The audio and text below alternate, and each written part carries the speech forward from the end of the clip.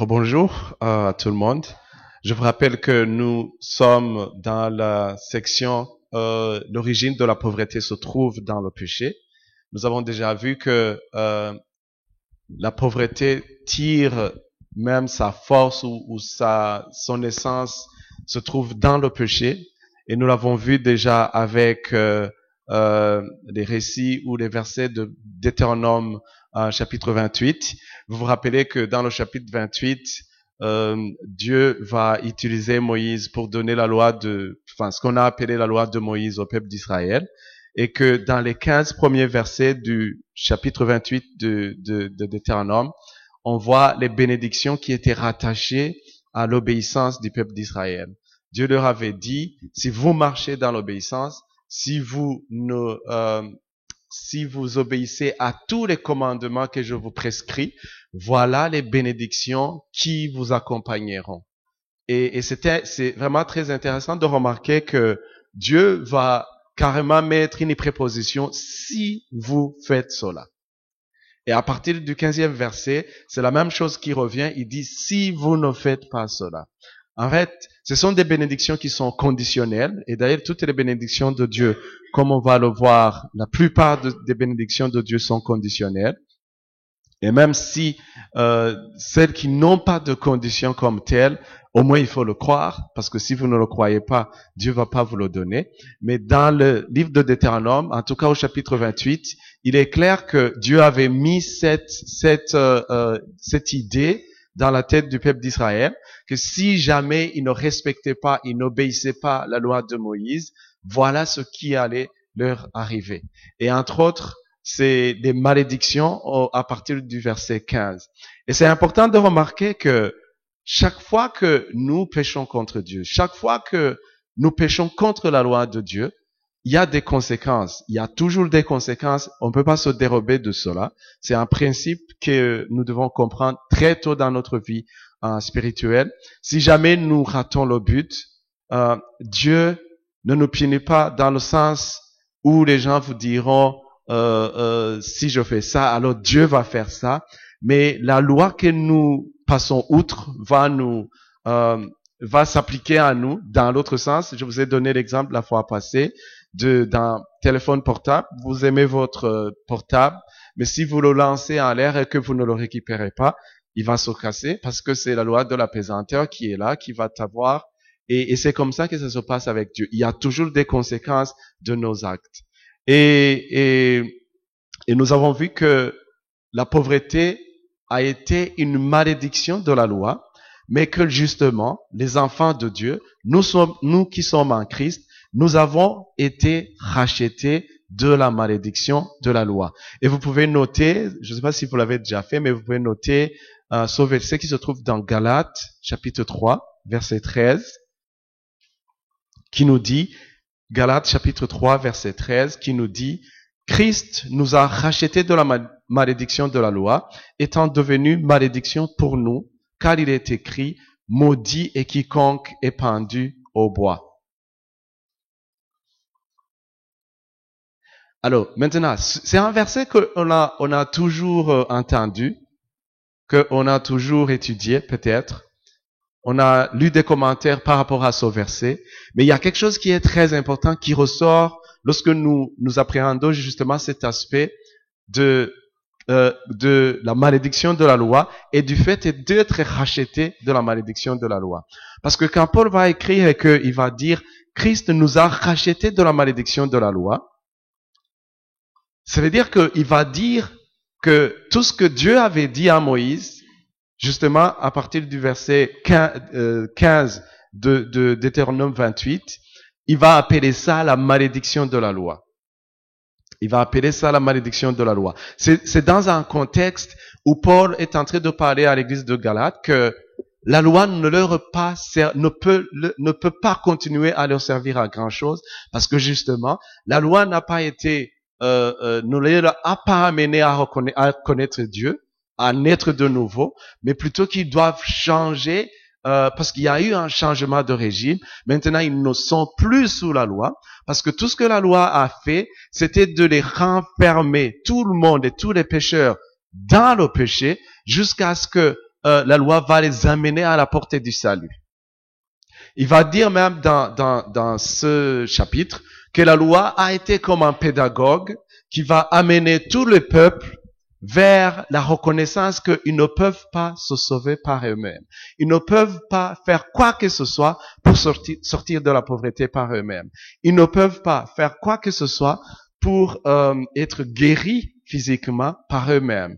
Mais que la loi va les amener progressivement à réaliser qu'ils sont enfermés quelque part et qu'ils ont besoin d'un sauveur.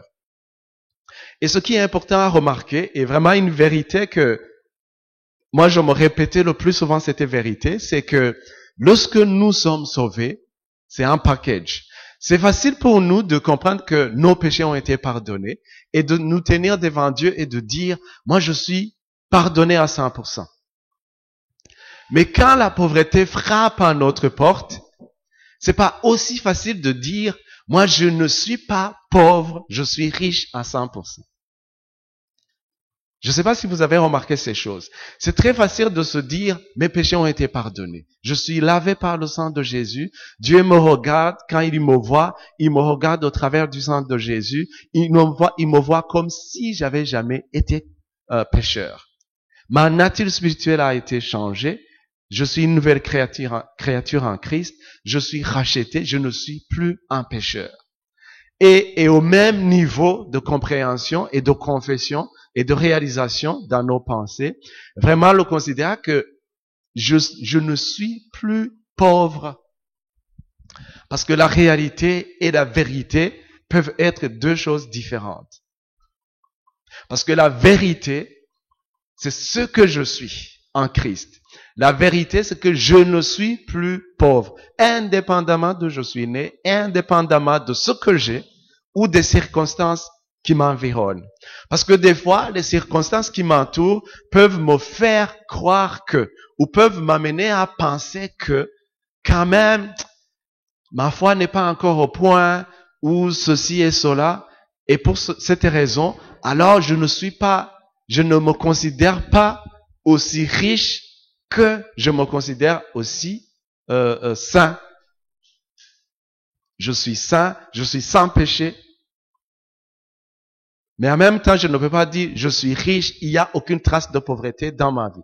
Parce que justement, c'est facile pour nous de vivre une journée, 2, 3, 4, 5, enfin, pour les religieux, ils vont vous dire, même le juste pêche 7 fois par jour.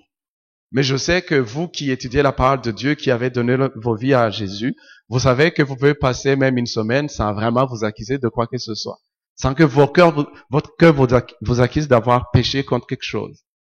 Et c'est important vraiment de vivre, parce que la sainteté, c'est quelque chose qui va nous protéger et qui va créer un terrain autour de nous de pouvoir aller plus loin dans notre foi.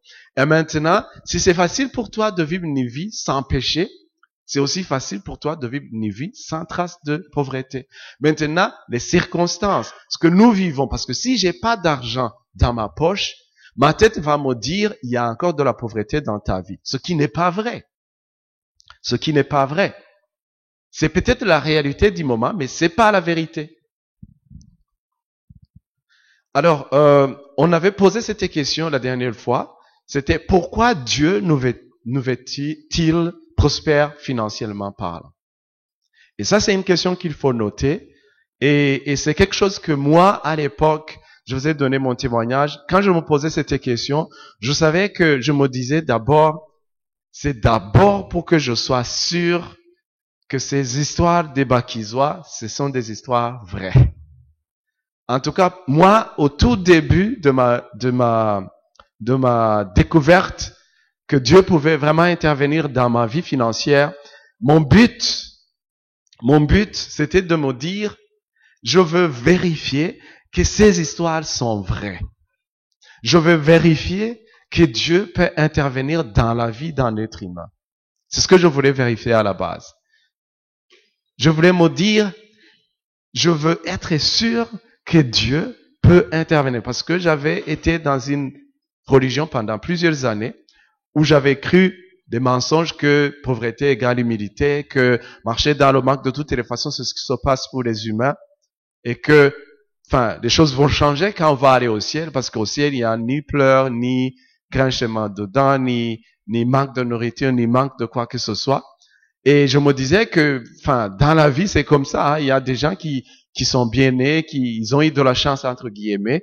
Mais pour ceux qui n'ont pas eu de la chance, alors, au moins, ils ont trouvé Jésus. Et comme ils ont trouvé Jésus, ils sont contents, contents. Ils sont joyeux dans le Seigneur. Et que les choses vont changer au ciel. Et ça, c'était un mensonge. Et quand j'ai découvert finalement que la Bible m'a montré que j'ai été racheté de la même façon que mes péchés ont été pardonnés, et c'est la même chose, c'est le même principe. Dans le paquet du salut, il y avait aussi que la pauvreté s'est ôtée de ma vie, que je pouvais pas changer le futur, plutôt le passé, mais que vraiment, si je continuais à vivre comme ça, cela va aller dépendre de moi, de la décision que j'allais prendre, et non pas de Dieu, parce que Dieu avait déjà pourvu en Christ pour ma vie. Et quand je l'ai découvert, j'ai dit, moi, je vais d'abord l'expérimenter pour moi, pour que si jamais il y a une personne qui me dit, la Bible ne marche pas, la foi ne marche pas, ces choses des baptisois, c'est pas vrai, j'allais lui dire, non, je suis un exemple vivant, que ces choses, c'est correct, c'est vrai. À la base, c'était ça. Mais quand j'ai continué à étudier la parole de Dieu, j'ai finalement découvert que c'est très vite, tu comprends que tu n'es pas vraiment béni pour toi-même. Et Dieu ne veut pas que tu sois béni pour toi-même. Et c'est ce que nous allons découvrir. Mais bien sûr, la base, il faut que tu sois béni pour toi-même. Il faut que tu aies tout ce dont tu as besoin. Parce que sinon, il n'y a pas de bénédiction si jamais tu n'as pas ce dont tu as besoin. Et une fois que tu auras passé ce cap, où tu auras vraiment dépassé cette étape, c'est là où maintenant tu pourras voir d'autres choses que Dieu t'appelle à réaliser avec la bénédiction financière qu'il t'aura donnée. Voilà. Donc, on pourrait noter une autre sous-section, un autre sous-titre, qui va dire que l'origine de la bénédiction se trouve en Christ. Autant que l'origine du péché, enfin, de la pauvreté se trouve dans le péché, et de la même manière, l'origine de la bénédiction se trouve en Christ. Et vraiment, ça ressort dans ces versets de Galates 3, parce que quand la Bible va dire que Christ nous a rachetés de la malédiction de la loi, parce qu'il est devenu malédiction pour nous, il y a eu ce transfert, de la même manière que la puissance du péché a été ôtée de ma vie, mais transférée dans l'esprit de Christ, de la même manière, le péché a été transféré de ma vie vers Christ à la croix. Le péché, la maladie et la pauvreté sont partis au même moment. Au même moment. Donc maintenant, potentiellement, vous pouvez vivre la sainteté de Dieu. Autant vous pouvez aussi vivre la guérison physique de votre corps et de votre mental. Et au même moment, vous pouvez aussi vivre la bénédiction matérielle. Parce que tout a été réalisé au même moment. Tout a été réalisé au même moment. Maintenant, il faut découvrir la clé pour ouvrir ces choses dans notre vie. Comme pour être sauvé, il a fallu croire et recevoir le salut. De la même façon, la bénédiction financière, ça se croit et ça se reçoit. Avec Dieu, vous avez toujours les deux verbes. Vous avez toujours les deux verbes. Les choses de Dieu, ça se croit et ça se reçoit. C'est pourquoi vous avez des religieux qui croient sincèrement que Christ, que Dieu a envoyé son Fils mourir à la croix pour eux, mais ils n'arrivent pas à recevoir ces choses. Or, vous savez, dans Jean 1,12, il est écrit, ce sont ceux qui ont cru, ceux qui ont reçu. À tous ceux qui ont cru, il leur a donné le pouvoir de devenir enfants de Dieu. Ce sont ceux qui ont cru. Si vous croyez et que vous ne recevez pas, alors vous n'êtes pas différent des démons. La Bible va dire que même les démons, ils croient. Ils croient, ils savent très bien que Christ est le Fils de Dieu, mais ils ne peuvent pas le recevoir. Il y a des êtres humains qui croient ces choses, mais qui ne veulent pas, ou qui ne peuvent pas, ou qui sont empêchés soit par la religion, soit par les mensonges du diable, ou par les circonstances qu'ils vivent. Ils n'arrivent pas à recevoir ces choses.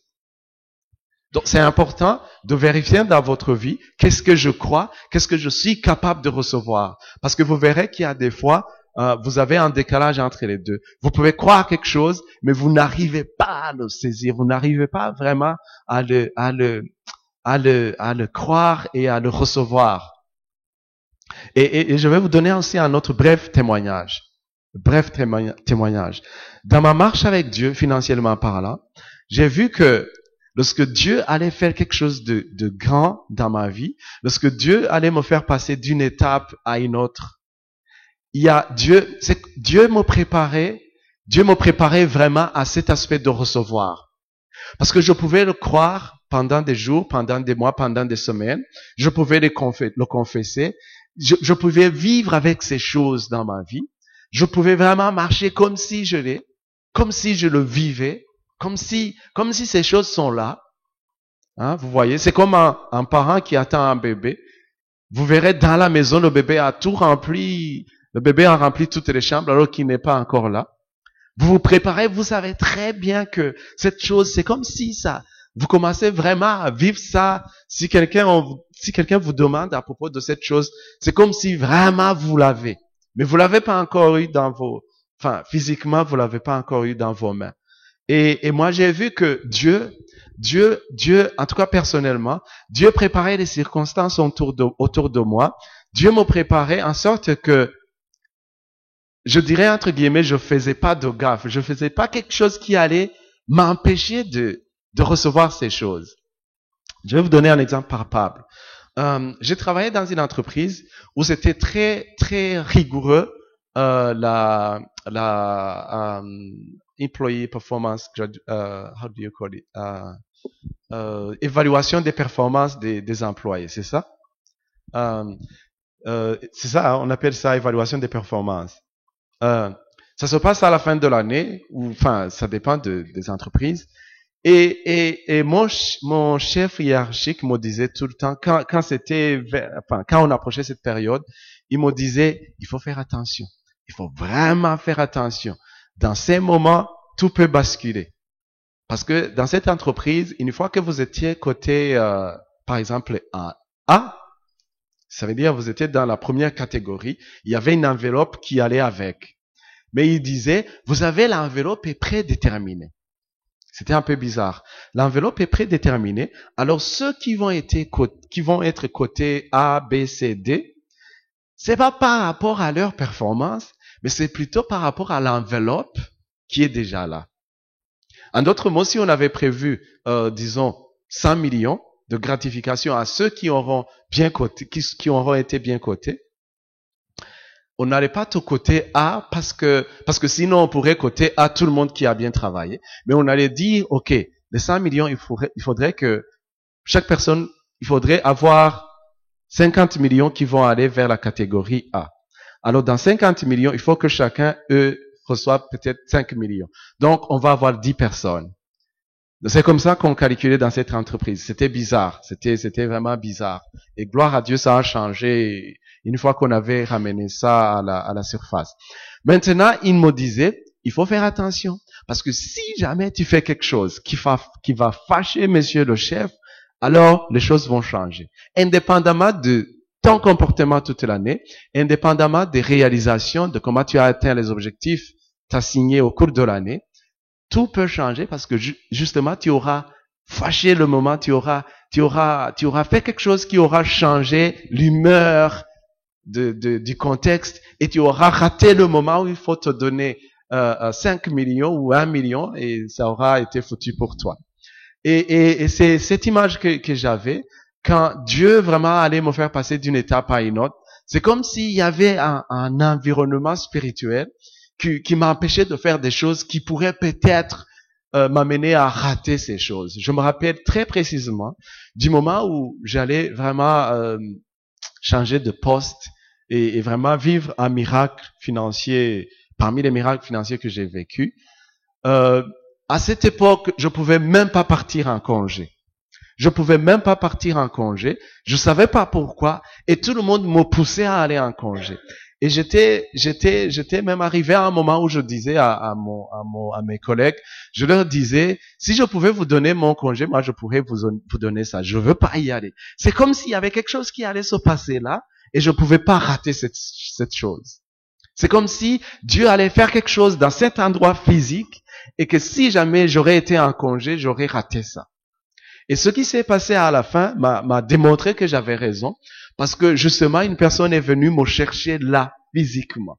Si j'avais pas été au boulot ce jour-là, j'aurais raté ça, parce que ce jour-là, la personne avait contacté 3 personnes qui allaient avoir ma bénédiction, et les 3 personnes s'étaient résignées pour des raisons, enfin moi je sais pourquoi ces personnes avaient refusé ça, c'était pour moi, mais si j'avais pas été là, je suis sûr, j'aurais pas eu cette bénédiction.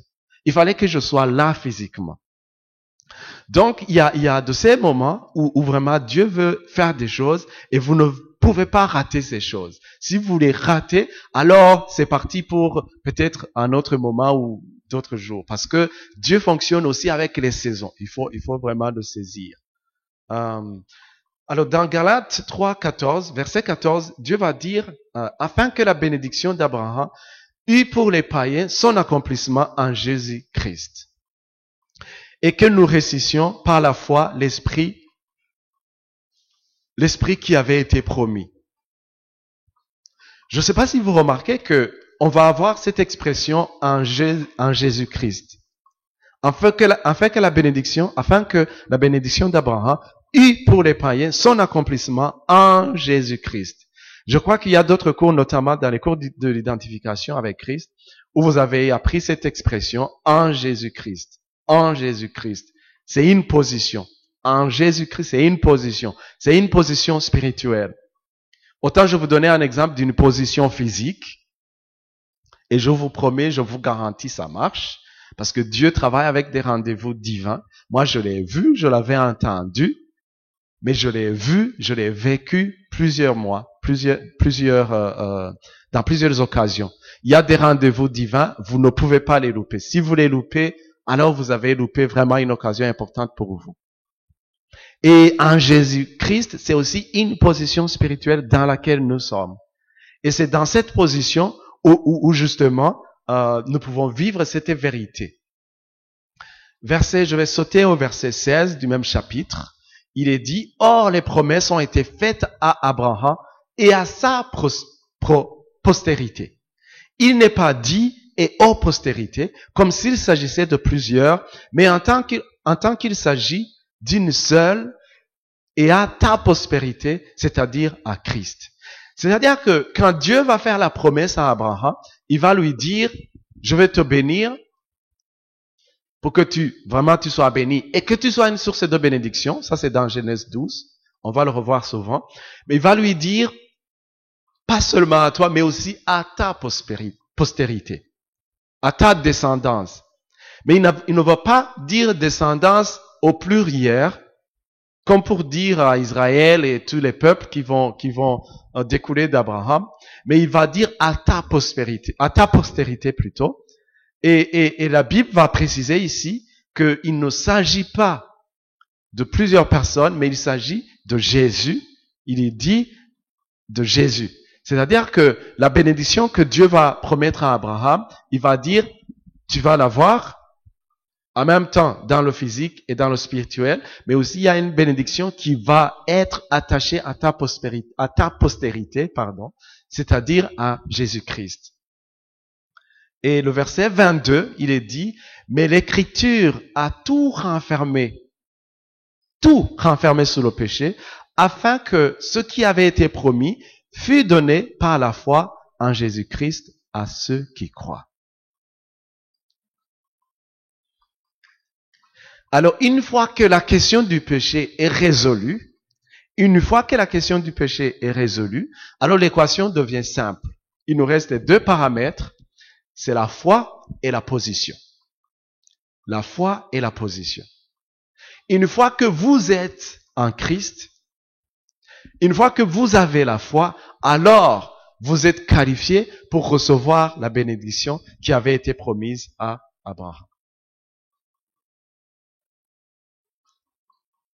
Maintenant, chacun, tu dois te poser cette question. En tout cas, moi, je me la pose très souvent. Est-ce que je suis là où je dois être? Est-ce que je suis là où Dieu me veut?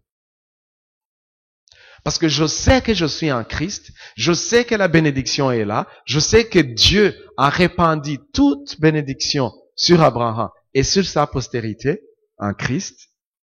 Et moi qui crois en Christ, est-ce que maintenant que j'ai été racheté de la malédiction de la loi, est-ce que je vis ce que je dois vivre en Christ, financièrement parlant?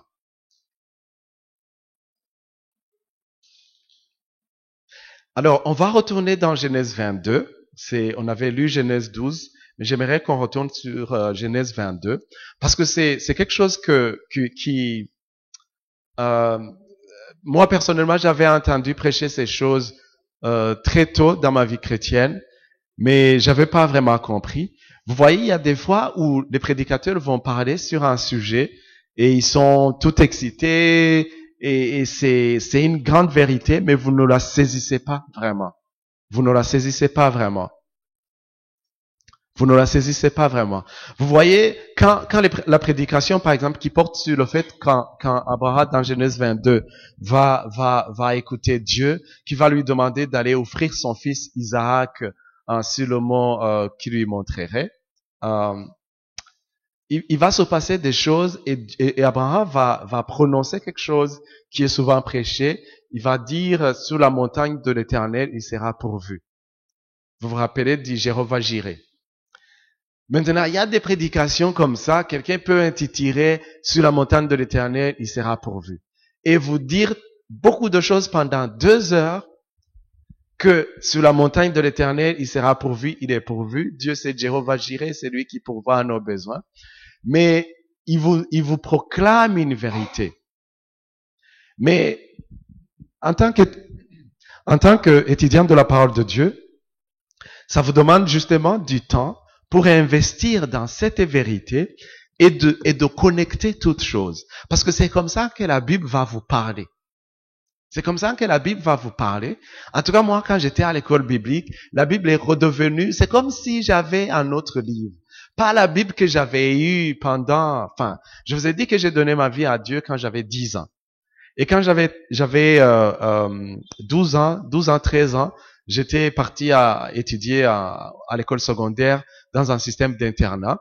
Et comme on était dans une grande salle, je crois on dormait dans une grande salle de plus de 100 personnes dans le lycée où j'étais, j'avais repéré quelqu'un qui avait une très belle valise qui fermait bien avec les codes.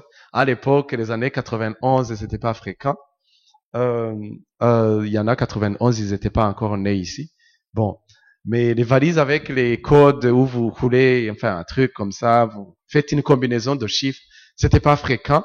Et sa valise m'impressionnait beaucoup. Alors, j'avais pris ma Bible. Je lui avais dit, moi, j'ai un sac, vous voyez les sacs, on appelait ça umuzinga en Kirundi. Enfin, les jeunes ne vont pas comprendre. Mais il y en a qui, on appelait ça umuzinga. C'était comme une ruche qu'on utilise pour l'apiculture, l'élevage des abeilles. C'est un truc à 3 niveaux. Vous avez une machine au milieu et une autre à 3 niveaux. Donc, c'était un truc, oh non.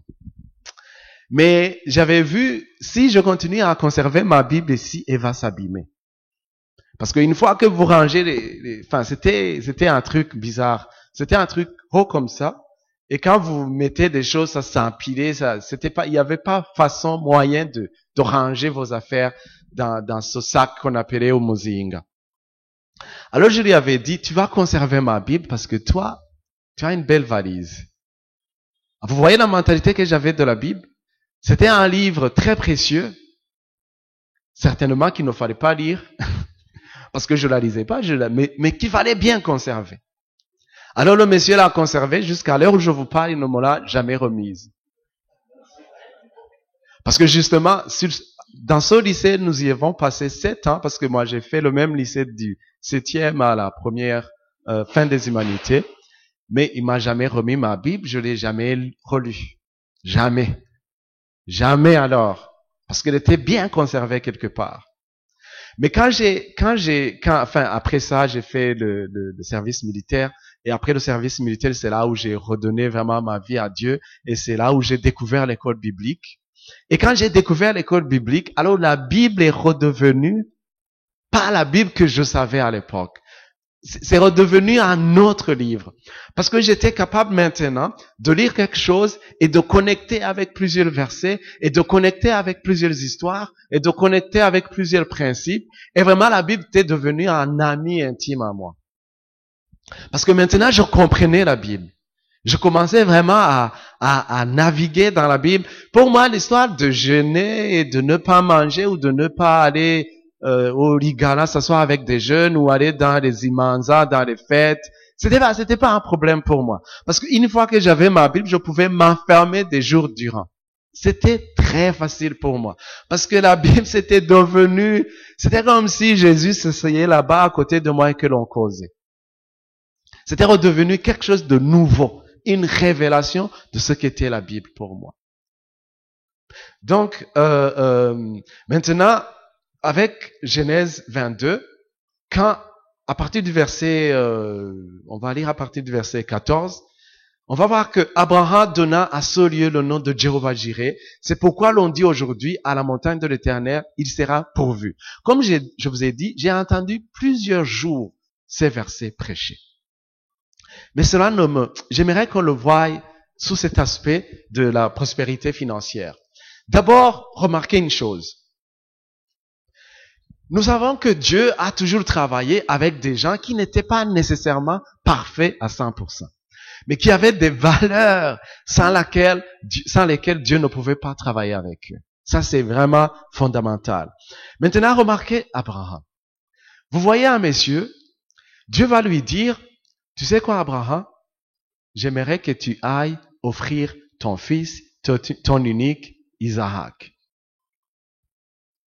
Et la Bible dit, le lendemain matin, au bon moment, pause. Combien d'entre nous, Dieu nous a dit de faire des choses et ça nous a pris 2 jours, 3 jours, 4 jours, 1 semaine, 2 mois, 1 année. Je me rappelle, Dieu nous avait dit, moi et ma femme, il y avait quelque chose qu'on avait fait pendant 15 ans durant. Et un jour, Dieu m'a dit, ça suffit maintenant, il faut que vous changiez, passez à autre chose. D'abord, je n'étais pas sûr que c'était Dieu. Et Dieu a confirmé que c'était vraiment lui. Et ma première réaction, c'était, si ma femme n'est pas au courant, si Dieu n'a pas vraiment parlé à ma femme, je ne sais pas si on va faire cette histoire. Pendant 15 ans, on a fait ces choses. Et maintenant, Dieu veut que l'on change. Et ma première réaction a été, Saint-Esprit, je vais vraiment prier pour ma femme. Il m'a dit, ne prie pas pour ta femme. Va lui dire que c'est le moment de changer. J'ai dit, tu dis quoi?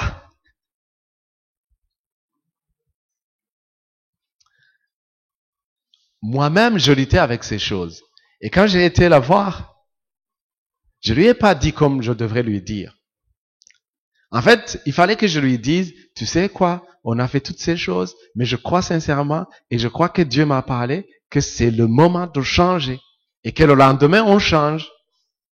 Mais vous savez ce que je lui ai dit? Je lui ai dit, tu sais quoi, chérie, tu sais, il y a des fois, j'ai fait tout un discours. Et à la fin, je lui ai dit, on va faire ça, on va changer ça, on va faire ça. Voilà ce que le Seigneur m'a montré. Mais vraiment, je vais te donner tout le temps que tu voudras, jusqu'au moment où tu seras convaincu que c'est le moment de changer. Vous voyez? Je lui ai dit, je vais te donner tout le temps que tu voudras. Et justement, ça nous a pris 1 année et demie pour changer. 1 année et demie. En fait, je me disais, je ne veux pas la brusquer. Mais en réalité, je ne voulais pas me brusquer. Mais pour Abraham, Dieu lui dit, tu vas donner ton fils, ton unique, ton Isaac. Abraham avait entendu son fils pendant je ne sais pas combien d'années. Si Dieu me demandait la même chose, moi, mon fils, je l'ai entendu 4 ans. Mais s'il me demandait de faire une chose pareille, ça serait pas 1 année et demie. Ça serait 1000 ans et demi. En tout cas, que Dieu nous fasse grâce. Mais remarquez la vie de cette personne. Le lendemain matin, il prit son fils. Je sais pas, la Bible ne nous dit pas, je sais pas, moi je l'ai pas encore vu. Je sais pas si vous l'aviez vu. La Bible ne dit pas la conversation qu'il a eue avec sa femme. Je sais pas s'il a fait en cachette, je ne crois pas. Je sais pas s'il a dit, hé, femme, tu sais, hein, ici c'est moi le boss, alors on va faire ça. Je sais pas. Je sais pas vraiment. Mais remarquez l'obéissance de cette personne. Parce que des fois, on nous parle de la grâce, mais il y a vraiment quelque chose qui découle de... Déjà, pour obéir à son niveau d'obéissance, c'est vraiment de la grâce. Je ne crois pas que un homme tel que nous sommes faits, parce que les hommes sont les mêmes depuis Adam, jusqu'à, je sais pas moi, je sais pas qu'un homme dans son humanité pourrait avoir un niveau aussi élevé d'obéissance. Et maintenant, voilà Abraham qui va obéir et qui va partir avec son fils.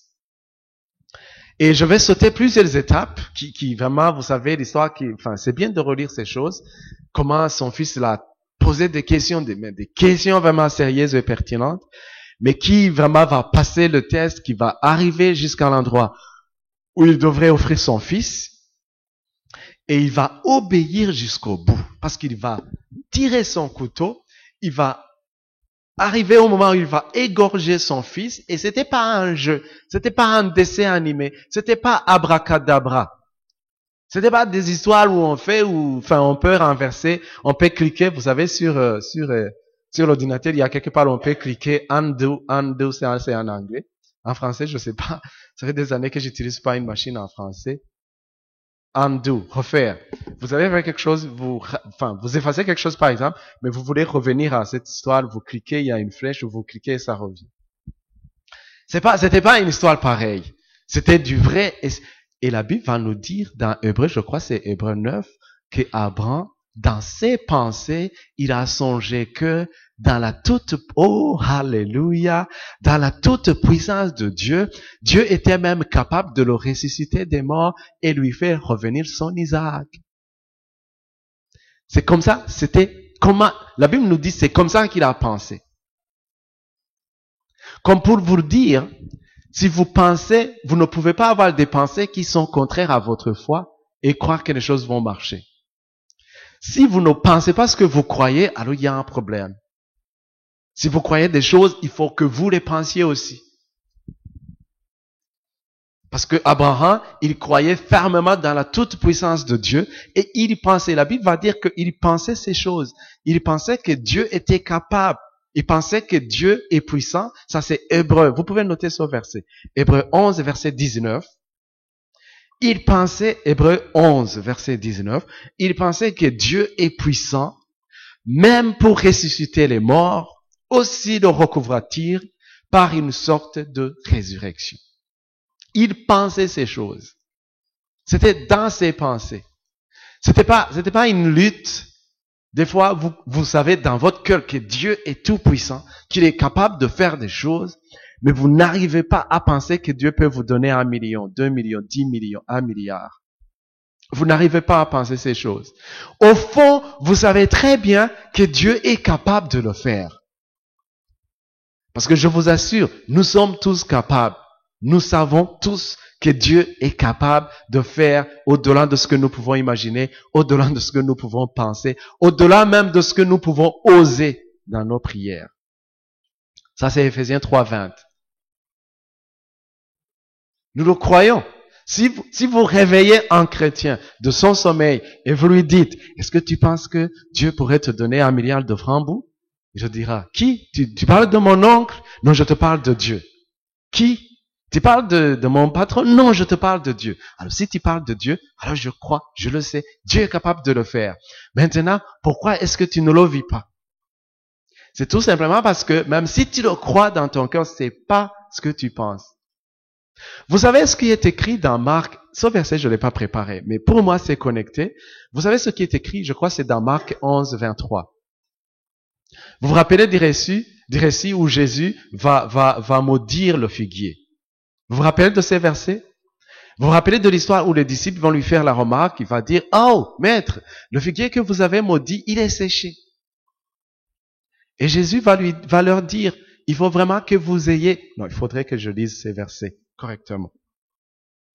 Il va leur dire, il faut que vous ayez la foi de Dieu. Et il va leur dire, chaque fois que vous demandez des choses à Dieu, c'est ça le principe que j'aimerais souligner ici. Parce que franchement, il y a quelque chose qui nous joue des tours des fois. Alors, on va commencer par le verset 20. Le matin, en passant, les disciples virent le figuier séché jusqu'aux racines.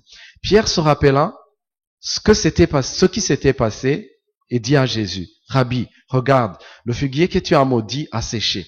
Verset 22. Jésus prit la parole et leur dit, ayez foi en Dieu. Vous savez, dans d'autres traductions ou en grec original, c'est ayez la foi de Dieu. Ayez le même type de foi que Dieu a. Verset 23. Je vous le dis en vérité, si quelqu'un dit à cette montagne, ôte-toi de là et jette-toi dans la mer, et s'il ne doute point en son cœur, mais croit, maintenant, regardez bien ce bout de phrase, mais croit que ce qu'il dit arrive. Mais croit que ce qu'il dit. Moi, pendant plusieurs années, je pensais que la Bible nous disait que, mais s'il croit que ce que Dieu a dit, ou croit ce qui est écrit dans la parole de Dieu, mais dans ce bout de phrase, il est dit, et s'il ne doute point en son cœur, mais croit que ce qu'il dit arrive, il le verra s'accomplir. Est-ce que vous remarquez ces choses?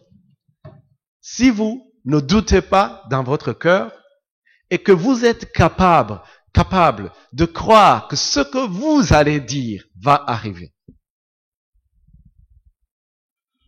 Maintenant, vous ne pouvez pas dire des choses avant de, parce que les paroles, ce sont des idées qui sont maintenant intelligibles. D'accord? Nos paroles, avant que je parle quelque chose, le cerveau a cette capacité de formuler ces idées dans ma tête et maintenant de le dire. En d'autres mots, ne doute pas dans ton cœur, mais maintenant, sois capable de croire que ce que tu vas dire, ou les pensées qui sont dans ta tête, que tu vas exprimer, peut-être par la confession, ou par un ordre direct, comme ce que l'on voit ici dans la vie de Jésus, dans ce récit du figuier, que ce que vous allez dire va se réaliser, alors vous le verrez s'accomplir.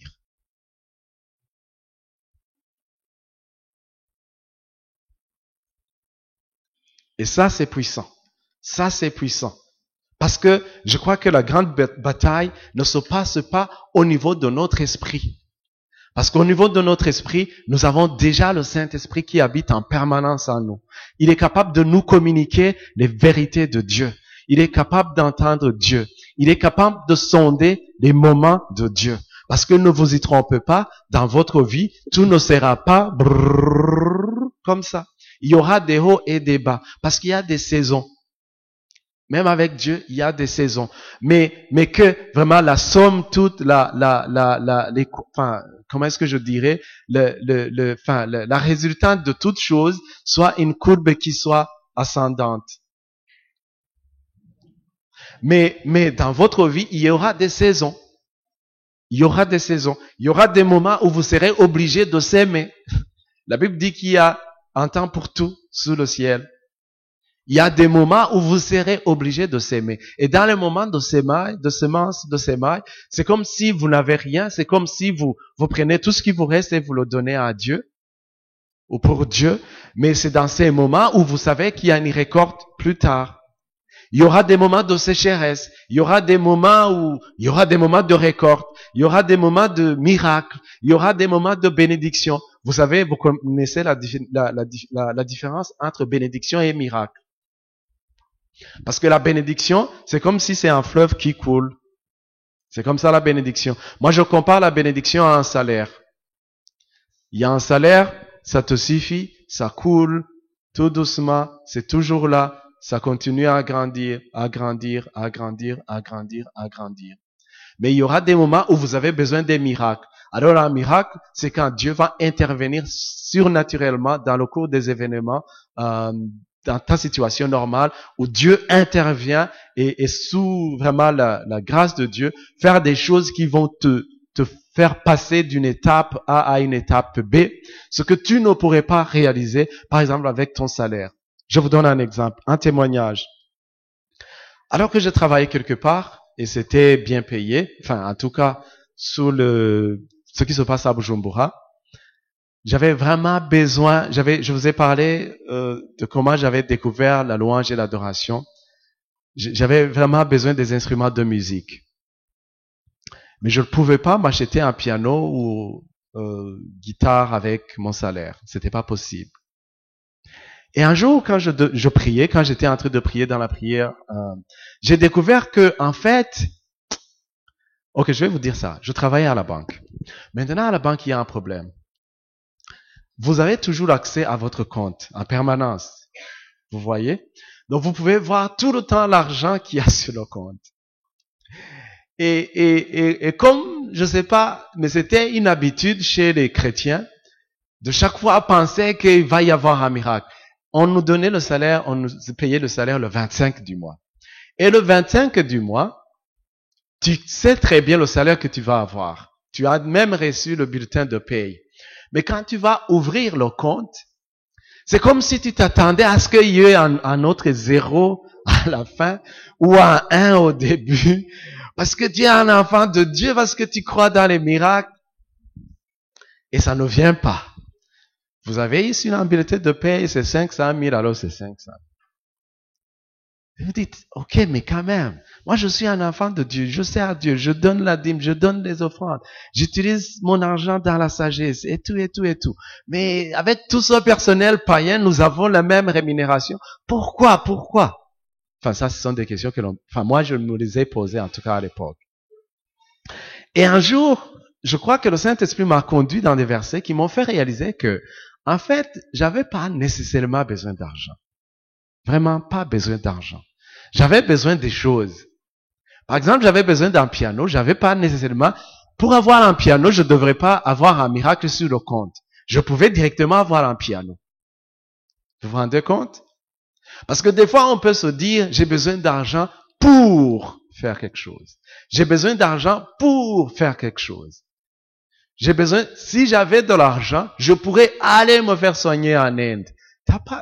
Je crois que c'est une parole pour quelqu'un ici. T'as pas besoin d'argent pour aller te faire soigner en Inde. Tu as besoin de la guérison. Tout simplement. Tout simplement. Moi, quand j'ai été béni financièrement par là, alors qu'on avait attendu un enfant pendant 4 ans, la famille a commencé à dire, maintenant que vous avez de l'argent alors, mes chers amis, venez aux États-Unis. Parce que il y avait de la famille aux États-Unis. Ils disaient, venez aux États-Unis, vous pouvez vous payer tout ça. Et ce que vous ne pouvez pas vous payer, on va vous couvrir. C'est pas un problème.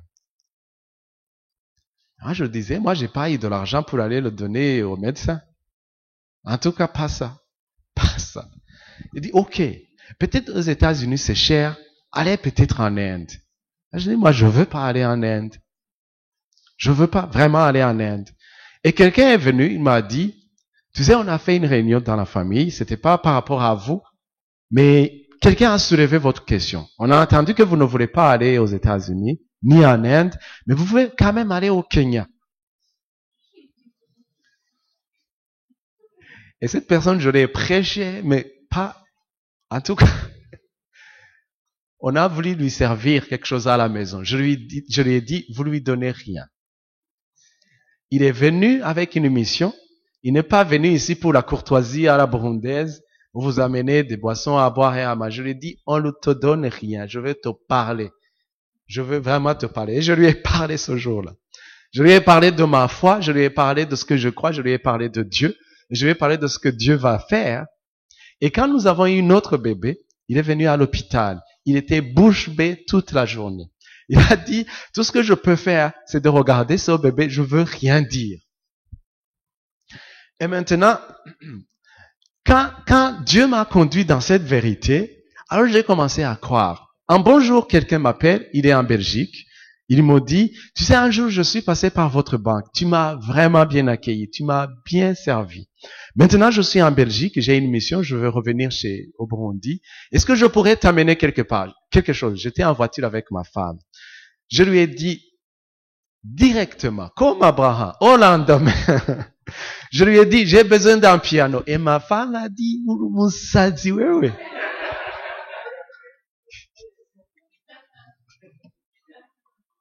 Je lui ai dit, qu'est-ce qui te prend? J'étais au volant. Il dit, qu'est-ce qui te prend? Je lui ai dit, non. Mais peut-être, il pense à quelque chose, à un petit, enfin, une cravate, un truc.